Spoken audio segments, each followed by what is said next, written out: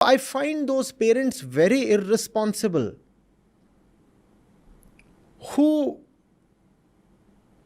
make their presence mandatory in matters where they actually have no say, no reason to be present. The man is there, the woman is there, and both are adults, and they will decide on their own matters. What is anybody else doing in this scheme of things? Now, obviously, if you want advice, you can respectfully seek advice. That is one thing. But it is another thing to be obliged to have a mediator or a governor or a decider.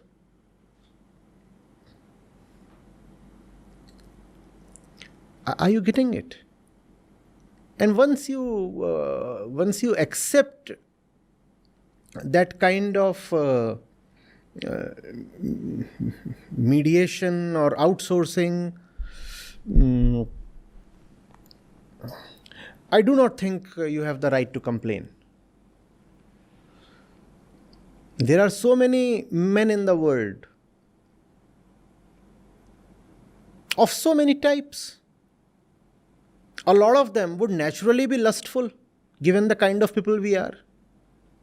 How are you obliged to bear the gaze of the lustful ones? If you come across a lustful one, what do? You walk away. Now you stand in front of that person and he's ogling and staring and measuring your body with his eyesight, and you still keep standing there right in front of him. And then you complain, why are men like this? Why are men like this? Men will be men, when women will be women. Why don't you simply walk away?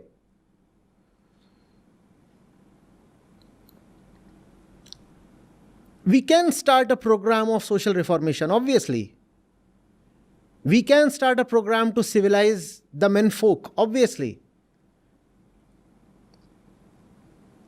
But when you are encountering a man who is measuring you mostly by the shape and size and attractiveness of your body, then that's not the point to keep engaging with that man.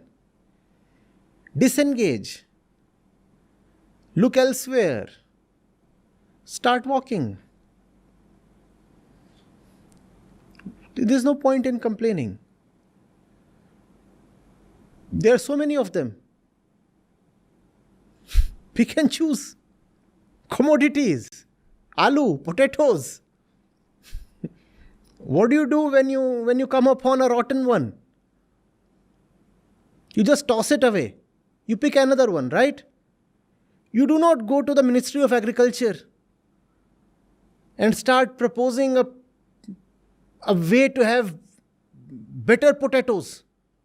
All that can happen in due course. But first of all, you pick up a rotten potato or a fruit or whatever it is. Then you embrace it for life. And you keep cooking.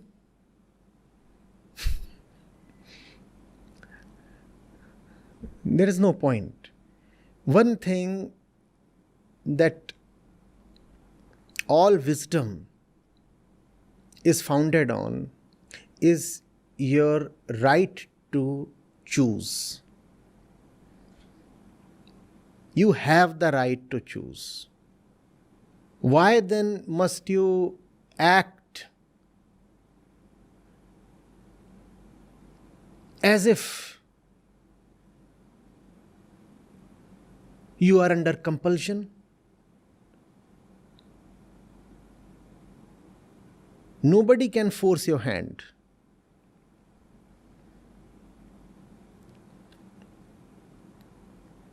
Remember your right to choose.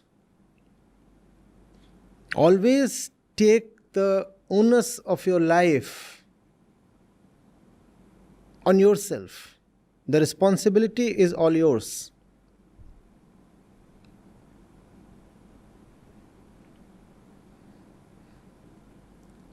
I could have gone into and launched myself into a long lecture on what kind of stupidity this horoscope matching thing is, and it is absolutely nonsensical to think of Manglik and whatnot, but I'll not talk of that.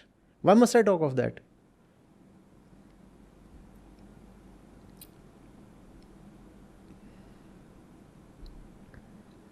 If there is something you do not condone,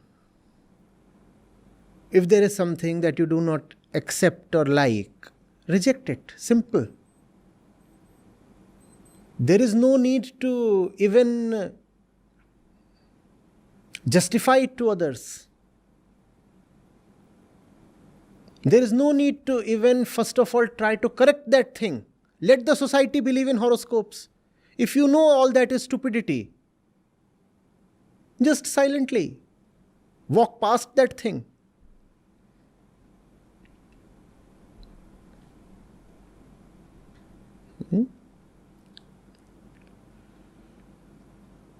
An educated woman acting helpless and choiceless is not a pretty sight to behold.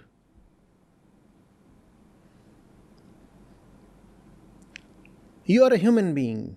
You are a consciousness with choice, and you have been empowered internally with education and externally with laws. This country works on rule of law, and the laws are very, very favorable to women. In fact, men complain that the laws are actually too favorable to women. So you are educated, you have the support of laws.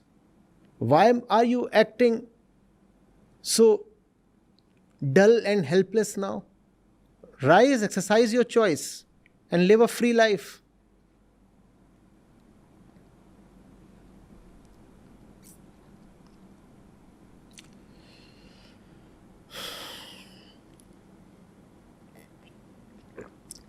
And external freedom, even if it's guaranteed by law, will not be of much use if you are internally still enslaved. Enslaved by custom, tradition, emotions, ignorance. That's what happens with a lot of educated women as well. Highly educated, yet internally uneducated. So they do not know their own emotions. PhDs from the topmost universities of the world, Indian women. And yet internally they live in an emotional darkness. A darkness they have never bothered to penetrate with the light of wisdom. What is the result? Suboptimal decisions in life, influenced decisions in life, destroyed careers, bad kind of relationships, irreversible bondages, not entirely irreversible, but difficult to tackle. Why? Because there was education in terms of a degree, there is economic opportunity, there is legal support.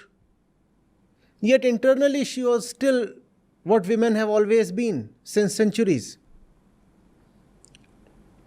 Yet internal freedom can come only from self-knowledge. That's Adhyatma, that's wisdom. That's Vedant. I'm fond of saying spirituality is the best friend of a girl. That alone can empower her and give her wings.